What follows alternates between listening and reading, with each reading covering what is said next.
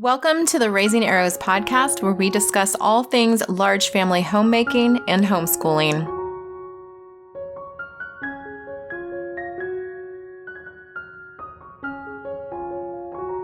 Hello, friends. Welcome to the Raising Arrows podcast. I'm Amy Roberts from raisingarrows.net, and this is episode number 140, Large Family Charts and Systems. Today, we are going to be talking about some of the different charts and systems that I have used over the years as a mom of 10, and we're just going to dig into how you can make these work for your family as well. But first, I want to share with you that this episode is brought to you by Compass Classroom, and they've offered some free homeschool resources and giveaways to the listeners of this podcast. So be sure to stick around until the end to learn how to get access to those. And thanks to Compass Classroom for sponsoring this episode.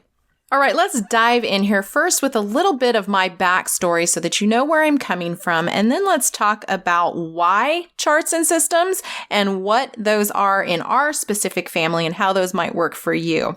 So I am the mom of 10 children. My husband and I got married in 1996, a year out of high school, and we had our first child in 1998. From there, we ended up having 10 children, one at a time, until the year 2016, when we had our last child, who is now 6 years old. And currently, we have 7. Well, actually, we have 6 now in our homeschool, because just today, we graduated our 18-year-old. She is completely done with homeschooling. So we have homeschooled from the beginning with 6 kids currently still in our homeschool. Now, as far as how many kids are actually in the home itself, we have anywhere from 7 to 8 to 9 at a time in our home. And of course, those of you who know our story also know that our 5th child, Emily, passed away when she was 7.5 months old, but we still count her in the mix. And so when I say 10, she is number 5 of those 10. While we are currently a military family, we have not always been a military family. Many people assume by the number of times that we have moved, which this has been our 14th move, that we've been military all along. But actually, my husband had a civilian job that moved him a lot prior to going back into the military. So that is actually what moved us so much. And because of all those moves and the different houses that we lived in, we always had to come up with a new system every single time we moved and every single time we added a child to the family. Or then later on, as children left the household, things had to change. We had to adjust. As kids got older, we had to adjust. So there were all different circumstances and reasons that we needed to implement charts and systems as a large family, but mostly because I just needed to keep the chaos under control as much as possible. And that was an ever-changing animal and something I needed to work at frequently. I remember one time another blogger said she could not believe how often I changed my methods of doing things, but I think she had like 2 kids, and so her methods worked pretty well most of the time. Mine, however, with adding a new child every 1.5 years or so, they weren't working anymore, so I had to keep changing them, and every time we moved, I had to change what we did. And ultimately, it was about my unique family and making sure that I was working toward creating a family atmosphere that was as organized as it could be without getting wrapped around the axle of perfection. So just to give you an idea of some of the different charts and systems we have had over the years, I'll just share kind of a laundry list, with laundry being at the top of the list. Obviously, the more children you have, the more laundry you have. And so we have had varying different laundry systems. And if you go to my blog, you will find in the Large Family Organization tab a list of all the different methods and systems we have used over the years. And they're all neatly organized for you. So I definitely encourage you to go check that out.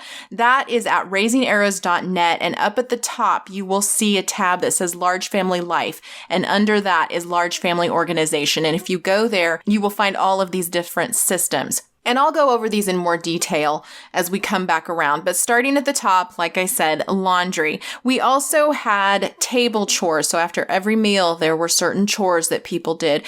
And at one point in time, we even had a table seating chart because everybody wanted to sit next to daddy. So we needed to rotate who sat next to daddy at every meal. And we did that for like a month at a time. And I had a seating chart for them. We also had a van seating chart, particularly for vacation. This was incredibly important overwhelmed because we would have children who would complain and fuss about where they were seated. We also had kids who were getting taller and they needed more room, and so they had to sit in different seats. We had car seats that had to stay exactly where they were and could not be moved. And so I created a van seating chart that rotated every single day of vacation so that everybody got to move except those little babies. We also have had bath nights, and we continue to have bath nights for the younger kids so that I know it's Tuesday night, it's time for a bath. It's Thursday night, it's time for a bath. It's Saturday night, it's time to have a bath, wash our hair, get ready for Sunday. So I created a bath night schedule. And then, of course, there's the obvious one, cleaning. How do you keep your house clean with a large family? Because large families equal lots of stuff. And so how do you manage that? I actually wrote an entire book on the topic called Home Management for the Homeschool Mom that you can definitely check out and get some ideas for cleaning as a homeschool mom, and particularly a homeschool mom with a large family. Because I'll tell you what, life is different when you're homeschooling, and when you're homeschooling a large family, it's just on a colossal basis different. And then, of course, homeschooling itself had different systems and such, but we're not going to talk about that today because I tend to have a lot of podcasts on that topic, things like morning time and independent schoolwork and all of that. So I'll leave that for you to check out the other podcasts and for another day on this podcast. But before we dive into these different charts and systems, I want to share with you about Compass Classroom and what they have to offer you. If you're looking for solid, biblically based homeschool curriculum that's actually interesting for students and easy for you as a parent, yay, you're going to want to check out our episode sponsor, Compass Classroom. Compass Classroom offers video-based curriculum taught by subject matter experts ranging from history to Latin to economics to creative writing and worldview and much more. All courses are taught from a Christian worldview and designed to develop a sharp and discerning mind that will help your student navigate the confusing culture we find ourselves in. Right now, Compass Classroom is offering a coupon code exclusive to the listeners of this podcast that will give you 25% off your first purchase. To get that coupon code, as well as an opportunity to try out any of their video courses for free for 30 days, just visit compassclassroom.com/arrows. That's compassclassroom.com/ARROWS. And I'll tell you what, friends, we use a lot of resources from Compass Classroom and they are all fantastic. So definitely check out that coupon code and check out the free classes for 30 days. Well worth it. All right, so back to these charts and systems that we're using as a large family. So I mentioned laundry first. Like I said, when you have a large family, there's just a lot of clothes. You have baby clothes, you have toddler clothes, you have little kids, you have mom and dad, you have towels, you have bedding. There's just lots of laundry, and there's more of it because there's more people living in the household. When I was first a new mom with just a couple of kids, I had one laundry day a week. I believe it was on Monday. I got all the laundry done. I just put it all in together. I got it all done and sorted and put away. Then we added number 3. And then when we added number 4, 16 months later, all of my systems that had worked with just 2 children completely fell apart. Plus, we were living in a new house where the laundry room was actually in the kitchen. So that changed the dynamic of the laundry as well. I had to change up how I did things. I couldn't just have endless amounts of laundry sitting in the kitchen. So I had to really come up with a system that would work for then. And that was the start of our basket system. Every room had a basket, and I just went from basket to basket doing the laundry as I could. I was also cloth diapering at the time, so a couple of times a week, I was washing the cloth diapers and hanging them up as well. The next house that we lived in, the laundry room was down in the basement. And so what I did there was I started a shelf and basket system where each room had a basket on a shelf down there in the room, and I would wash all of the clothes and then sort to the basket that they belonged in. Then I would tell the children to come down and get their basket, put their basket away. So the oldest kid living in that room would be in charge of their laundry for that room. They'd put it all away. They'd return the basket to the shelf down in the laundry room. A few houses and several children later, I began teaching the older ones to do their own laundry. But then that kind of fell apart when we moved to another house that was rather small, and we had a girls' room and a boys' room, and they were rather small rooms. What we ended up doing was throwing all of our laundry into the hallway, and once a day, whoever was in charge of that day, they gathered all the laundry up and they took it and washed it, sorted it to piles on the couch, and then had each room's oldest child come and get those piles and put them away. It was not a system I was very proud of. I had tried lots of different things while we lived in that little house, but none of them worked very well at all. So this was the best thing I could come up with, and it was sufficient. It got the job done, and sometimes that's all you can ask for. The house that we are currently living in, we have more of that basket system per room, and somebody is in charge of the laundry in that room, and it gets done a couple of times a week. And I also have someone who is in charge of towels, and they do towels a couple of times a week from start to finish and get them put away, because in a large family, a lot of towels end up being used. As far as bedding, I have always just done bedding as needed. Sometimes I'll take an entire day to do all the bedding, or we just do bedding as we have accidents and things like that. As you can imagine, when we've got sickness in the house, the bedding is like top priority, and that's pretty much all I get done. And sometimes I will throw in clothes with that bedding as well. And I will be flat out honest with you, I do not sort by color. I only sort the towels versus the clothes. The reason for that is that I've never had an issue, and it's just easier. I'm not looking for perfection. I'm looking for completion. So there's my 2 cents on that. I think the next thing I shared was bath nights, and that's a pretty simplistic one. This is something I started when I had a lot of little kids and I wasn't feeling well, and some days you just can't keep track of yourself coming and going. And so I knew that on Tuesday, Thursday, and Saturday nights, I needed to give the kids a bath, or my husband needed to give the kids a bath. Come rain or shine, that was the night that I threw them in the tub, and I typically tried to make sure that on Saturday night they got their hair washed, which was a pretty big chore. Now, I know there are some people out there who feel very strongly about giving children baths every single day. We only do that if they need it. And a lot of times it's actually detrimental to children's skin to give them baths that frequently, especially in the winter where they're very dry. And my family tends to have fairly dry skin, so I don't like to give my babies and my little ones baths too frequently. We also have very coarse, thick hair in our family, and so washing that coarse, thick hair over and over again is actually not very good for it either. So making sure that they got their hair washed once or twice a week is completely sufficient for those little kids. But again, my caveat with all my podcasts is this is what worked for us. If you want to do something different, for instance, you want to have bath night every single night and it's part of your evening routine. You put the kids through the tub, you read them a book, they're in their jammies, they're in their beds, they've got a lullaby playing. That's great. Make it part of that routine. The name of the game here is creating a system or a chart that helps you to not have to think about things all the time. So if that's part of your routine and it works well for you, then kudos to you. For me, especially during those times when I was very sick, I just couldn't do it that often. And so giving myself a chart that told me what days I was doing this on made sure that it got done, and I felt like a success. Another thing we did was seating charts for the van and for the table. As I mentioned with the table, it was because everybody wanted to sit by daddy, but that's not fair to let the same person or whoever can run and jump into the chair next to daddy be the one who gets to do it that night. We decided to have a rotating list. So on a monthly basis, it rotated and the next kid got to sit by daddy. I always had the same place because it was right next to wherever the high chair could fit. That way I would be near the baby. So I never changed places. The baby never changed places, but everybody else got to rotate through sitting next to daddy. As far as the van seating chart, I think I have a post on the blog about this so that you can see what that looked like. We no longer do this unless we have somebody complaining. Otherwise, the kids have really done a good job working it out for themselves. And the van that we currently have, which is a 12-passenger Ford Transit, you can see a tour of it on YouTube.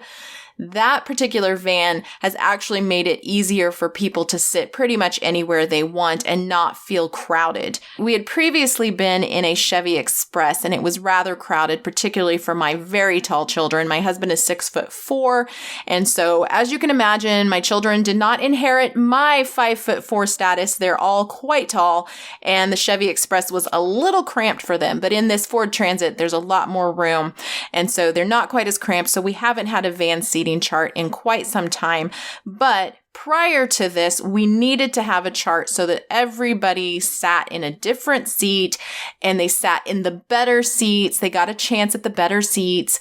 And that way nobody was complaining and there wasn't this rush to the van to try to fight somebody to get in that particular seat. There wasn't the complaining and the crying and the fussing because you knew that the next day you were going to get the next seat. What I ended up doing was laminating this chart, and we initially used it for vacation, and then we started using it for every single time we got into the van. So every time we got into the van, it shifted to the next seating chart. Now, when we were on vacation, typically that was every day it changed. Every time we got back into the van for the new day, it changed to the next seating chart. And we just worked our way down through that seating chart and then back up to the top again. And I left it laminated sitting in the van so that I could grab it easily and remember where we were. You could even put like a paper clip along the place where you're at as a placeholder so that you know which seating chart you're on. But go check out that post to learn more about those seating charts. Now, I have talked a lot on this podcast about our different cleaning methods. I will link to those podcasts. And of course, the book, Home Management for the Homeschool Mom, is available to you. But I will talk very briefly about our morning routines and our evening routines and how we did that, particularly when we had young children. I had a piece of paper, again laminated, because I would literally laminate anything that sat still long enough for me to run it through the laminator, and it would hang on the wall next to the bedrooms so that they could check it, or it'd be on the door or right inside the door of each of the kids' bedrooms, and they could check it to see what they needed to do in the morning and what they needed to do at night. For the littlest kids, I used clip art, and it was just pictures of what they needed to do with the words so that older kids could help them. We also buddied up some so that I would have my older son helping his little brother and my older daughter helping her little sister. This was particularly helpful when I was taking care of the babies and the toddlers and not as able to help with those kids who were in elementary school. They could get all their stuff together and get ready for the day while I was changing diapers and nursing babies. The name of the game here is to figure out where are those places in your life that are tripping you up, that feel chaotic, that you just can't seem to get a handle on? And then figure out a system for those things. Figure out what kind of chart you might need, how you can get your kids on board with a system that becomes a no-brainer to you. I talk about that so often on this podcast. You need to have things that are on autopilot, things that don't create decision fatigue, things you don't have to think about. It's just, this is what we do on Tuesday nights. This is what we do at 4 p.m. This is what we do on Friday morning. Things that create that rhythm and that routine to your life. Having these systems and charts will allow you to have margin in your life. You do not want to fill your entire day with all kinds of things, this whole huge laundry list of stuff you have to do. You need to have margin built into your day, particularly as a large family homeschooling mom, because there is always going to be something that comes up. I was folding laundry the other day in my bedroom, and no fewer than 6 children came in here, each of them with a question and a need while I was folding laundry. So I didn't just fold laundry. I could put that on my list of at 4 p.m. I'm going to fold laundry, but that doesn't mean it's just going to be straight out folding laundry and I get that job done. No, I have other people needing me and other crises and fires that I have to put out. And so having those routines allows me to know, okay, it's time for me to do this, but also knowing that built into that is the margin and the time that you need to take care of the things that are going to creep up. There will always be things that need to be done, just like there will always be things that need to be cleaned. There will always be things that need to be decluttered. There's just a lot that goes into managing a home, and we sometimes get a little wrapped around that perfection axle, like I said, where we think that it needs to look perfect. and we're constantly trying to control the chaos and it never looks perfect, well, that's because that's not actually our job as homemakers. Our job as a homemaker is to continue to work at home. It is a job, and there is always something to do, and it is always changing and challenging. So embrace your life as a homemaker. You are not trying to create the perfect home with everything in the exact place it's supposed to be all the time. That will make you crazy. Instead, you need to embrace a working home. And we will talk more about that in the next podcast. We'll be talking about what does a working home look like and how can you embrace that as a homemaker. But until then, please go check out compassclassroom.com/arrows. Get your 25% off coupon. Get your free 30-day trial of all of those courses. It is a fantastic way to check out if this might be something you want to add to your curriculum next year. I highly, highly encourage you to do this. The economics we loved. The history is fantastic. The creative writing is so good. They're just all fantastic classes. So definitely check that out. compassclassroom.com/arrows. And we will see you next time on the Raising Arrows podcast.